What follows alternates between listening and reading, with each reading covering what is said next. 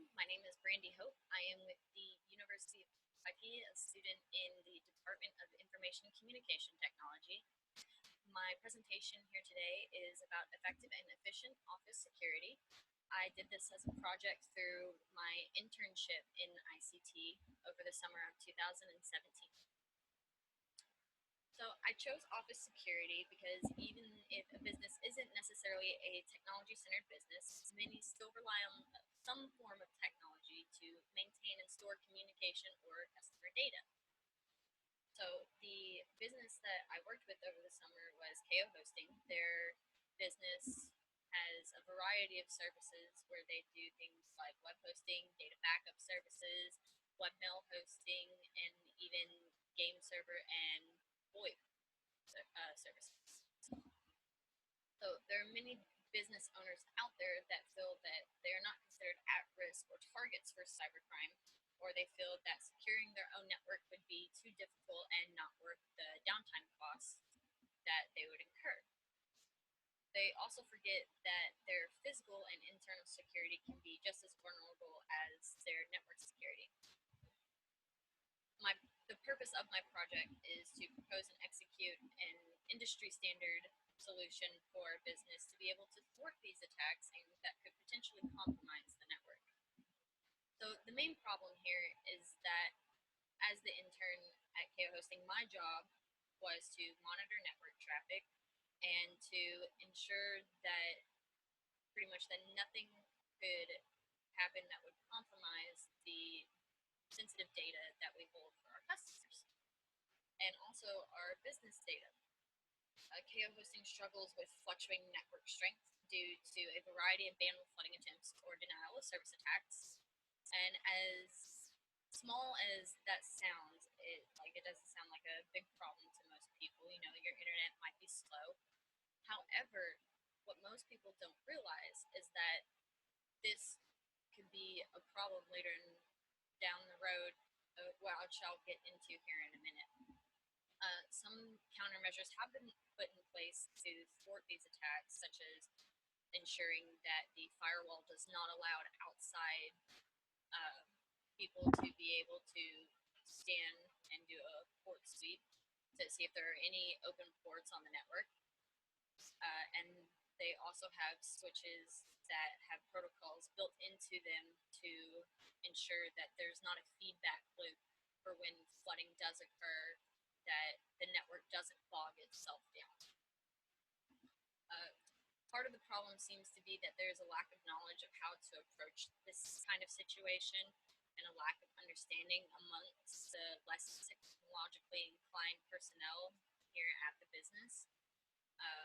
And what they could and could not be doing in order to help prevent access to the network and company data by unauthorized users. So why can flooding be an issue? It doesn't seem like a big deal, but the problem is that it can lead to major security issues. Whenever certain network devices get all of these packets in, they wind up becoming bogged down by those packets and they become distracted. So all of these extraneous packets can make it really hard for the router or a firewall to do its job and detect something that would be more sinister instead of all of this is trying to handle all of these extra packets of information, and it's turning its attention away to where an attacker could insert a more sinister attack underneath of it. So the company is obviously worried that if outside attempts were able to distract the defensive network devices that we have, that it could lead to outsiders being able to bypass any sort of defense that we did have up and be able to access company data.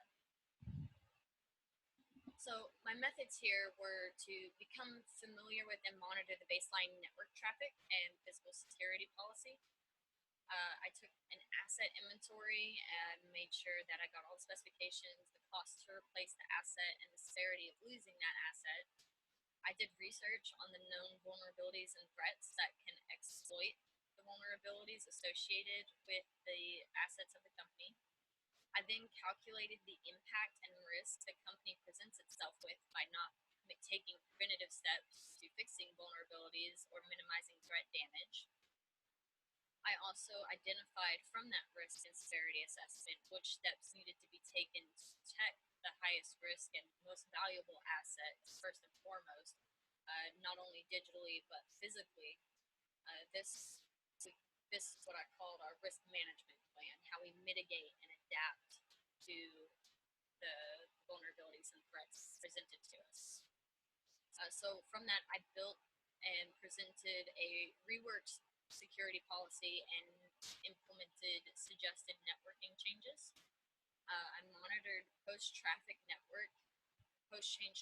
network traffic, effectiveness and efficiency of personnel, and make standard approved adjustments as needed after the fact. So as the company grows and goes through changes, as the industry and the standards go on throughout the years, this will be something that will have to grow and change and adapt, along with the sophistication of attacks and how people are getting or storing and getting their data. So for baseline traffic, I took a couple of days and weeks and monitored the normal, what would be considered normal network traffic before I did anything to prevent the attacks that were occurring. So I found that the company on average has about 3 separate attacks per week, which bog down the network, and at least one a week that can make the network completely unusable. These attacks seem to be focused on some of the specific open-to-the-world services that the company offers, i.e. their public video game servers, their VoIP services, etc. So the goal of my work would be to minimize the severity and number of attacks. So for the company assets, it would total to about $32,000 to replace just the physical assets, and that's not counting the that's only counting replacing hardware and not including the labor and the software licensing to completely redo everything. With the company being as small as it is, it can't really afford the time or money to replace something like experienced personnel or technicians. These are mostly people that have been here with the company for a year and know almost every quirk of every machine, every piece of software that the company utilizes. They have a vested interest in seeing the company succeed. And software licensing for workstations and servers would add another $5,000 to this total. So for the known vulnerabilities for the company, they do have a few pressing vulnerabilities that I wanted to address. I would say about 2 servers are running off of software that is past its end-of-life date, which means that its operating system no longer receives updates from Microsoft. The personnel here are a bit resistant to keeping their computers and antiviruses up to date. They don't always check it, and when the notification pops up, they just want to click it, make it go away, so that way they don't have to deal with it. And not everyone has a backup of their system. There are a couple of personnel here that deal with very time-intensive in accumulating the sort of data that they use for their work, and they do not back up their system on a regular basis, and the company doesn't have a physical backup of their data to another offsite location. These kinds of things cost money sometimes, and again, with it being a small business, it can be difficult to be able to do that. They have a guest network for employee devices, but it is open. It doesn't really have a very hard password, and it's not locked down as much as it should be for just employees to be using it. And the personnel are not being cautious in opening email and clicking on unknown links from people that they don't know where their email is coming from. So some of the threats that could exploit those vulnerabilities are obviously, like an office fire or burglary, they're like physical things that the company can't necessarily control.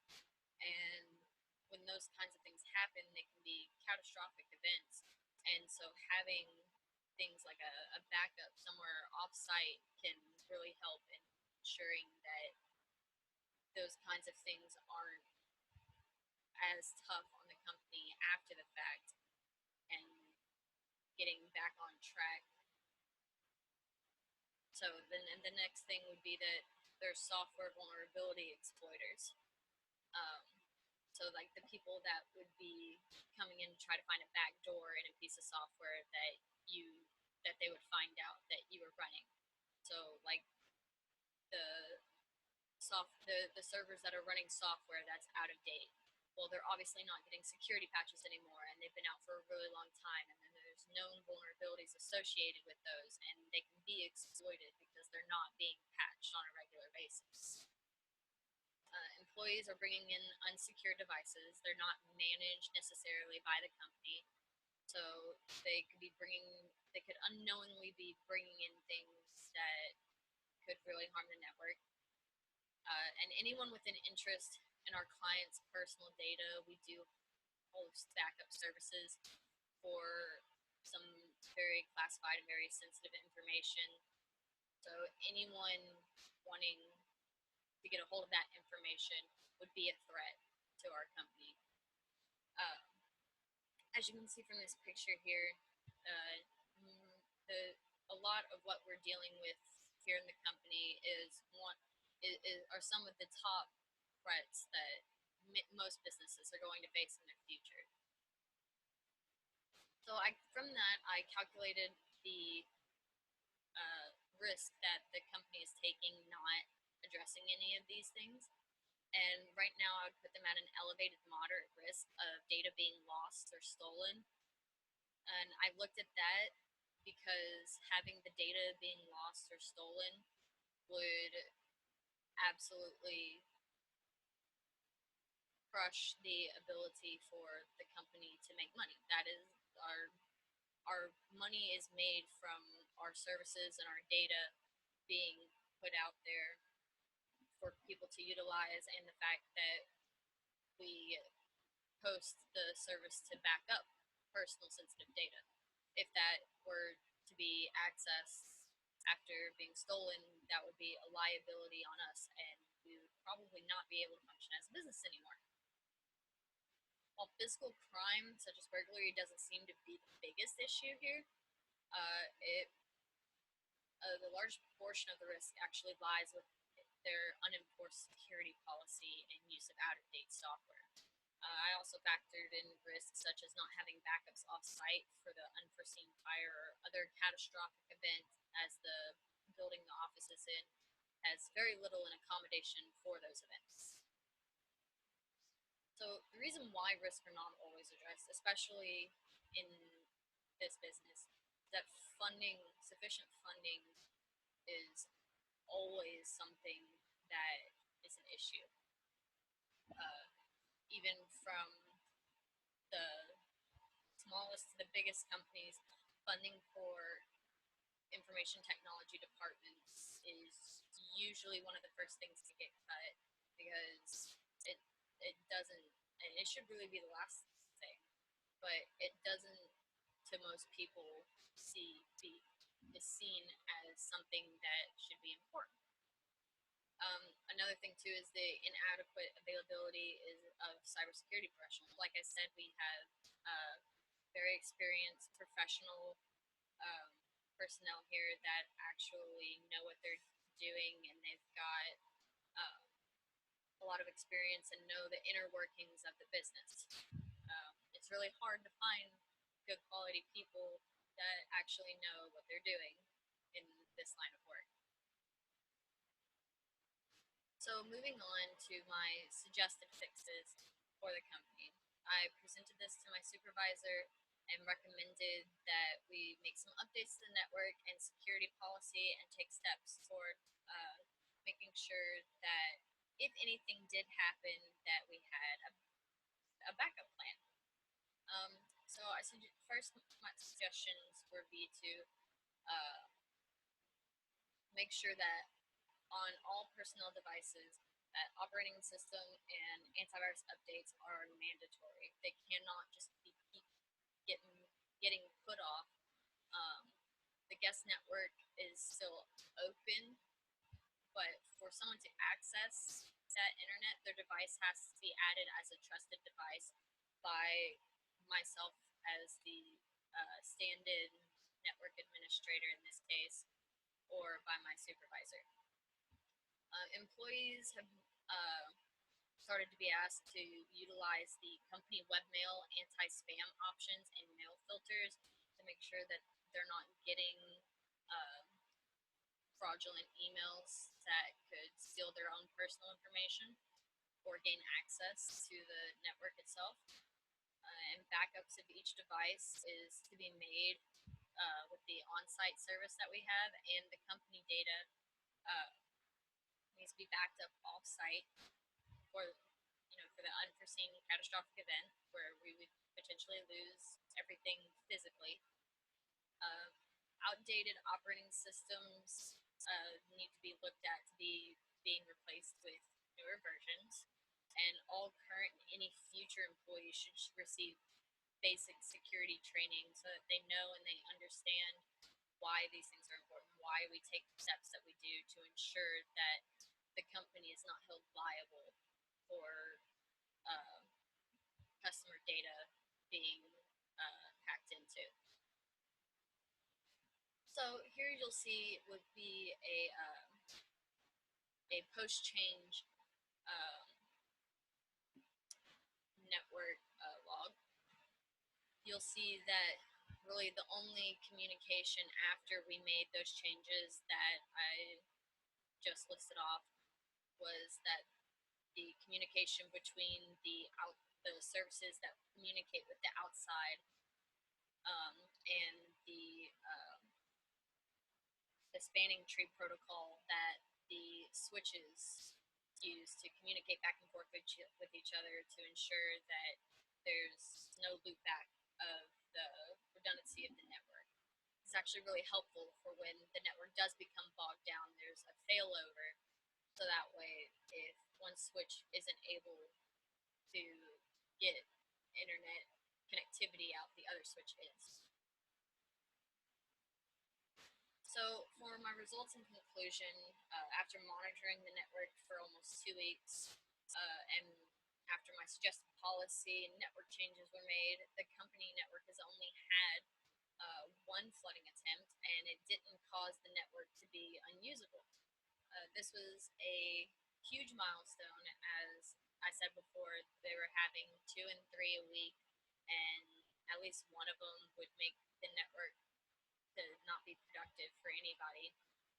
There has been a little bit of resistance to policy changes, but overall everyone seems to be on board with utilizing the precautionary steps, and they understand why those things needed to happen. No data has been compromised thus far, and budgeting is in the works for upgrading old operating systems and finding an offsite backup location. So, in my final thoughts, overall, the changes I made and continue to make are raising the secureness of the company infrastructure. I'm keeping in mind that having everything the company owns be completely secure is nearly impossible, and I have to be able to address the major problems and adjust as technology and threats advance. I've also been active in training on security basics, and I've learned how to deal with those that don't always see the necessity or reason behind each measure, and how to teach those that might not be too quick to learn with these kinds of things. They can be very difficult to understand, especially if you're not a technologically inclined person. So, for some acknowledgments to wrap things up here, I wanted to thank my supervisor at KO Hosting for his help in executing my project solutions and allowing me to address company weaknesses as a project. He also was an indispensable asset to my project. I couldn't thank him enough for all of his help. My advisor, Dr. David Deemer, for doing his best to help me out, even when he was doing his own research project out in the middle of Eastern Kentucky. My network security professor, I cannot thank enough because his courses gave me a majority of the knowledge that I had going into this internship. Um, Without that knowledge, I would not have even been able to make this project possible. I learned so much about all of the steps that are involved in taking on this kind of project from him. So I wanted to make sure that he was recognized in helping me become the person that I am today with the knowledge that I have. More sources. I want to thank you for listening to my project today.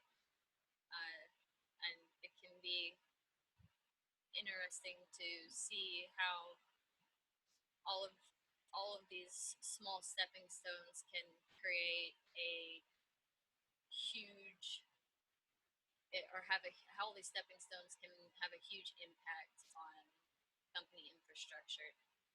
Thank you.